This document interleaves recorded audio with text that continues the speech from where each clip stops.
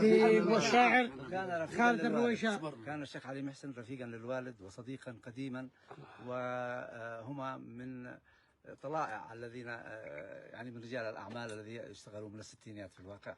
وكان هذا الرجل مدارا للناس جميعا، يسافر إلى عدن ويأتي بالبضائع ويأتي ثم قام بالمقاولات وبالوفاء وتعمر طويلا، ولكنه عمر من النجاح ومن الحب الناس ومن الإخلاص للعمل ومن الصدق ومن الوفاء.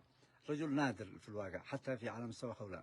هذا كلام نقوله دائما، ورحمه الله رحمة الأبرار. وشكرا لك أنت. تعزيتك كانت حزينة وأنا استشهدت بها حقيقة، وإحنا يعني بنقول من صنعاء إلى هنا إلى نعم جميل. الحضور الكبير ومئات السيارات. صحيح. والكل يعني يحزن كما قلت. صحيح. الطرقات أبوها، المدارس أبوها، الصالات المغلقة زرنا أبوها، مياه شرب أوجدها يعني، مبتسم في وجه الصغير والكبير، ويده عطاء وخير، وكما يقول يعني في صنعاء يد خضراء. صحيح. اليد الخضراء يعني هي هذا البركة يعني.